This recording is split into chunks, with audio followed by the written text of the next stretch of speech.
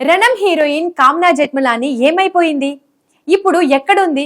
ఆమె family background ఏంటి? కామ్నా భర్త పిల్లలను ఎప్పుడైనా చూసారా? కామ్నా జెట్మలాని పేరే కాదు, ఆమె రూపాన్ని కూడా సినీ ప్రియులు అంత త్వరగా మర్చిపోలేరు. కామ్నా చేసింది కొన్ని సినిమాలే, అందులో హిట్ అయిన చిత్రాలను వేళ్లపై లెక్క పెట్టవచ్చు. అయినప్పటికీ సౌత్ ఫిల్మ్ ఇండస్ట్రీలో కామ్నా తనకంటూ ఒక ప్రత్యేకమైన ఇమేజ్ ను సంపాదించుకుంది. తనదైన అందం, అభినయంతో ప్రేక్షకుల హృదయాల్లో చెరగని ముద్ర వేసింది. అయితే గత కొన్నేళ్ల నుండి కామ్నా వెండితెరపై పెద్దగా కనిపించడం లేదు.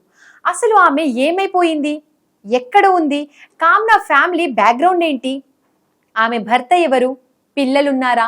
వంటి ఎన్నో ఆసక్తికర విషయాలను ఈ వీడియోలో తెలుసుకుందాం. 1985 డిసెంబర్ 10న ముంబైలోని సింధీ హిందూ కుటుంబంలో కామ్నా జెట్మలాని జన్మించింది. ఆమె తండ్రి నిమేష్ జెట్మలాని వ్యాపారవేత్త కాగా, తల్లి దివ్య గృహిణి. కామ్నాకు 2 తోబుట్టువులు ఉన్నారు. ముంబైలో కామ్నా విద్యాభ్యాసం సాగింది.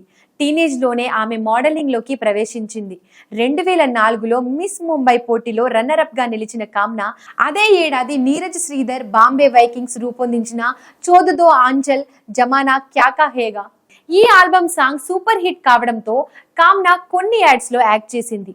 వాటిని చూసిన దర్శకురాలు బి జయ ప్రేమికులు మూవీలో హీరోయిన్ క్యారెక్టర్ కోసం కామ్నాను సంప్రదించారు.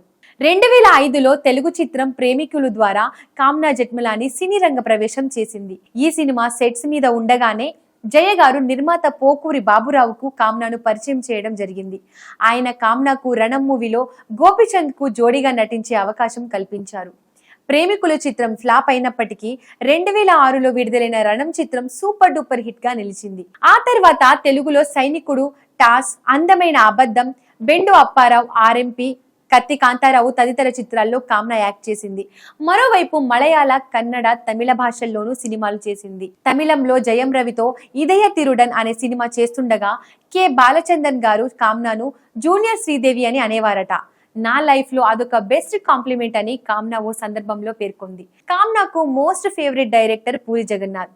ఆయన డైరెక్షన్ లో వర్క్ చేయాలని ఆమె ఎంతగానో ఆశపడింది. కానీ ఆ అవకాశం రాలేదు. అలాగే కృష్ణవంశీ తెరకెక్కించిన సూపర్ హిట్ మూవీ చందమామలో సింధు మీనన్ పోషించిన పాత్ర కోసం మొదట కామ్నాను సంప్రదించారు.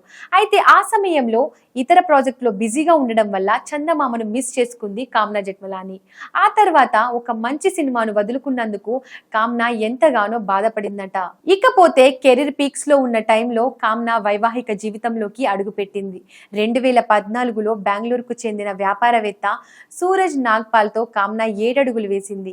వీరిది పెద్దలు కుదిర్చిన పెళ్లి కాగా సూరజ్ కామ్నా దంపతులకు 2 కుమార్తెలు జన్మించారు. వివాహమైన వెంటనే పిల్లలు పుట్టడం వల్ల కామ్నా మునుపటంత జోరుగా సినిమాలు చేయలేకపోయింది. 2015లో వచ్చిన చంద్రిక చిత్రంలో చివరగా కనిపించిన కామ్నా 2022లో గరుడ అనే కన్నడ మూవీతో రీ ఎంట్రీ ఇచ్చింది. గత ఏడాది విడుదలైన వ్యవస్థ అనే వెబ్ సిరీస్ లో గాయత్రి చక్రవర్తి పాత్రలో అలరించింది. ప్రస్తుతం భర్త పిల్లలతో ముంబైలో ఉంటున్న కామ్నా తన సెకండ్ ఇన్నింగ్స్ లో మంచి పాత్రల కోసం ఎదురు చూస్తుంది.